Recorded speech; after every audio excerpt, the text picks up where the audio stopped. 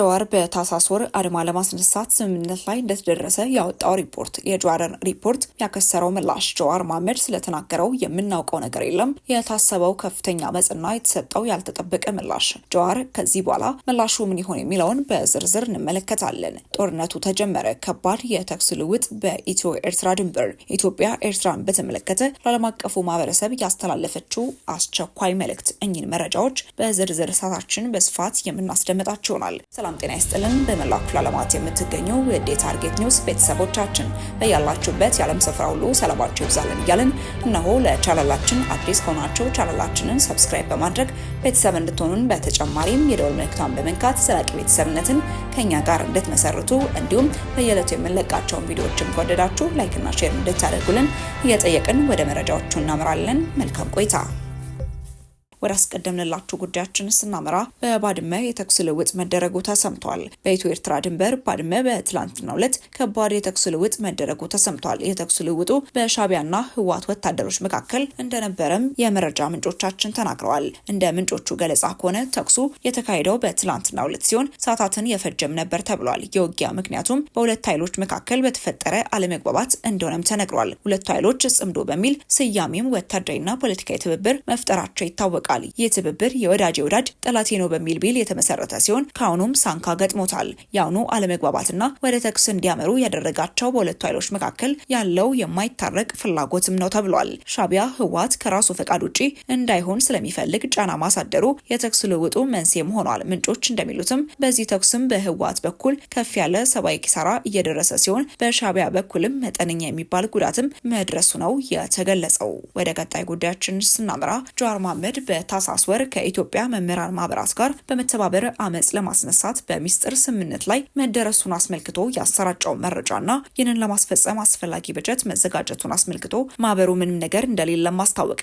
ይልቁንም ማህበሩ ከመንግስት ጋር በበርካታ ጉዳዮች እየሰራ መሆኑን ነው ያመላከተው። ጀዋር ይህንን ያለው በስሩ ላሉ ተልዕኮ አስፈጻሚዎች በሚስጥር እንዳሰራጨው ሪፖርትን ባቀረበበት መድረክ ላይ ነው። የሕክምና ባለሙያዎችን አመጽ እንደሚመራ ሲያስታውቅ የነበረው ጀዋር በአመቱ መጀመሪያ ትምህርት ቤት ሲከፈት አመጽ እንደሚጀምር በክረምቱ መገባደጃ ላይ አስታውቆ እንደነበረ አይዘነጋም። ከመምህራን ማህበራት ጋር ስምምነት ላይ መድረሱ ሌሎች አደራጅቶች በተለይ የሰራተኛ ማህበራት ተወካዮችን ስለሚያነቃቃ መረጃው በህዝብ ውስጥ በስፋት በወሬ ደረጃ እንዲሰራጭ በተላለፈውና በተላከው በጀት መሰረትም ስራ እየሰራ ነው በማለትም ጀዋር ማህበሩን በመጥቀስ በታህሳስ ወር አድማ ለማስነሳት ስምምነት ላይ እንደተደረሰ ሪፖርት ባቀረበበትም ስብሰባ ላይ የተገኙት ናቸው መረጃውን ለመረጃ ምንጫችንም የላኩት። ከጉዳዩ ጋር በተገናኘ ለመረጃ ምንጫችን ምላሽ የሰጡት የኢትዮጵያ መምህራን ማህበር ፕሬዝዳንት ዶክተር ዮሐንስ በንቲ ጀዋር መሐመድ ስለተናገረው ንግግር ሆነ እቅድ የሰማነው የምናውቀው ምንም ነገር የለም፣ በሌለ ነገር ምላሽ መስጠት አይቻልም በማለትም ምላሻቸውን ሰጥተዋል። ማህበሩ ከየትኛውም የፖለቲካ እንቅስቃሴ ወገንተኝነት ነጻ የሙያ ማህበር መሆኑን ያነሱት ዶክተር ዮሐንስ መረጃውንም ከመረጃው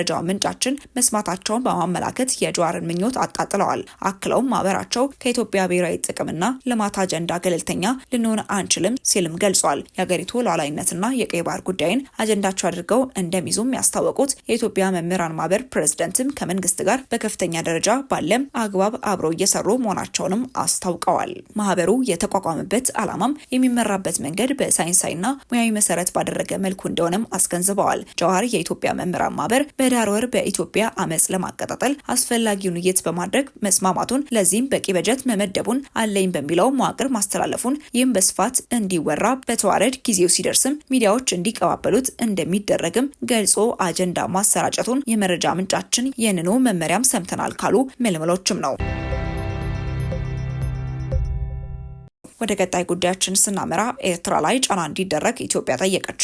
ኢትዮጵያ ዓለም አቀፉ ማህበረሰብ ኤርትራ ላይ ጫናዎችን እንዲያደርግ ጥሪ እያቀረበች ነው። ጥሪው የቀረበው ትኩረቱን በአፍሪካ ቀንድ ዙሪያ ባሉ ወቅታዊ ተለዋዋጭ የፖለቲካና የደህንነት ሁኔታዎች ላይ አድርጎ በአዲስ አበባ ዩኒቨርሲቲ በመካሄድ ላይ ባለው የውይይት መድረክ ላይ ነው። የኢትዮጵያና የኤርትራ ግንኙነት በአስመራ መንግስት ጸባጫሪ ድርጊቶችና ትንኮሳዎች ምክንያት እየሻከረ መምጣቱን ስብሰባውን የከፈቱት ዲፕሎማትም ገልጸዋል። በተለይ ኢትዮጵያ የወደብና የባህር በር ጥያቄዎቿን ማንሳቷ መነሳቷን ተከትሎ ከኤርትራ መንግስት ጋር ያለው ግንኙነት የበለጠ መሻከሩን በማንሳት የኤርትራ መንግስት የኢትዮጵያን ሰላም ለማደፍረስና እድገቷን ለማደናቀፍ ታጣቂዎችን ከመደገፍና ከማስታጠቅ ጀምሮ አይነተ ብዙ ትንኮሳዎችን እያደረገና የውጭ አካላት ወኪል ሆኖ እያገለገለ ይገኛልን ብለዋል። በሀገሪቱ መካከል የተፈጠረው የተካረረ ቅራኔ ምጣኔ ሀብትን ጨምሮ በሌሎችም ዘርፎች ሊደረጉ በሚችሉ የሁለትዮሽና ቀጠናዊ ትብብሮችም ሊፈታ እንደሚችልም አብራርተዋል። ወደ መጨረሻው ጉዳያችን ስናመራ በቅርብ የወጡ የሳተላይት ምስሎች የኢራን ማዕቀብ የተጣለበት ፋርስ ኤር ቃሽም 747 የተባለ አውሮፕላን የተጓዘበትን መስመር ተከትሎ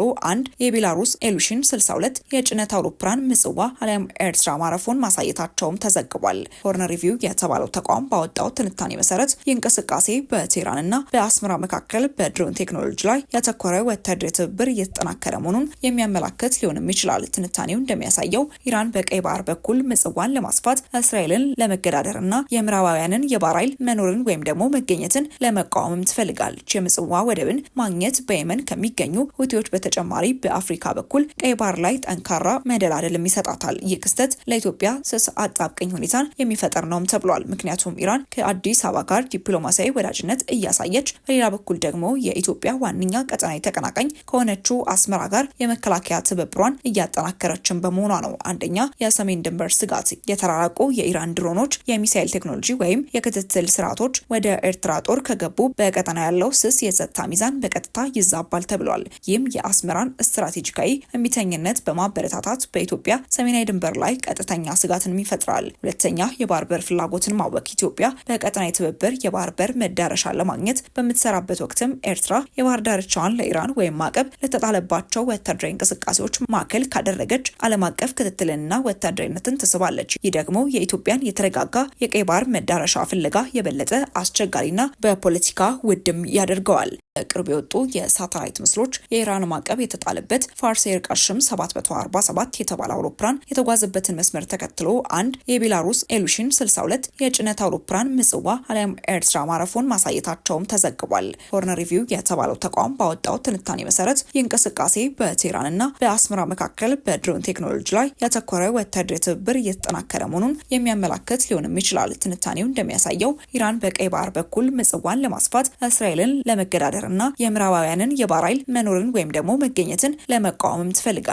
የምጽዋ ወደብን ማግኘት በየመን ከሚገኙ ሁቲዎች በተጨማሪ በአፍሪካ በኩል ቀይ ባህር ላይ ጠንካራ መደላደልም ይሰጣታል። ይህ ክስተት ለኢትዮጵያ ስስ አጣብቀኝ ሁኔታን የሚፈጠር ነውም ተብሏል። ምክንያቱም ኢራን ከአዲስ አበባ ጋር ዲፕሎማሲያዊ ወዳጅነት እያሳየች፣ በሌላ በኩል ደግሞ የኢትዮጵያ ዋነኛ ቀጠናዊ ተቀናቃኝ ከሆነችው አስመራ ጋር የመከላከያ ትብብሯን እያጠናከረችን በመሆኗ ነው። አንደኛ የሰሜን ድንበር ስጋት፣ የተራራቁ የኢራን ድሮኖች፣ የሚሳኤል ቴክኖሎጂ ወይም የክትትል ስርዓቶች ወደ ኤርትራ ጦር ከገቡ በቀጠና ያለው ስስ የጸጥታ ሚዛን በቀጥታ ይዛባል ተብሏል። ይህም የአስመራን ስትራቴጂካዊ እምቢተኝነት በማበረታታት በኢትዮጵያ ሰሜናዊ ድንበር ላይ ቀጥተኛ ስጋትን ይፈጥራል። ሁለተኛ የባህር በር ፍላጎትን ማወክ፣ ኢትዮጵያ በቀጠናዊ ትብብር የባህር በር መዳረሻ ለማግኘት በምትሰራበት ወቅትም ኤርትራ የባህር ዳርቻዋን ለኢራን ወይም ማዕቀብ ለተጣለባቸው ወታደራዊ እንቅስቃሴዎች ማዕከል ካደረገች ዓለም አቀፍ ክትትልንና ወታደራዊነትን ትስባለች። ይህ ደግሞ የኢትዮጵያን የተረጋጋ የቀይ ባህር መዳረሻ ፍለጋ የበለጠ አስቸጋሪና በፖለቲካ ውድም ያደርገዋል። ወደ ተመልካቾቻችን ለእሳቱ የነበረን መረጃ ይህን ይመስል ነበር። አብራችሁ ስለነበራችሁ እጅግ አድርገን እናመሰግናለን። በቀጣይ እስክንገናኝ ድረስ መልካም ቆይታ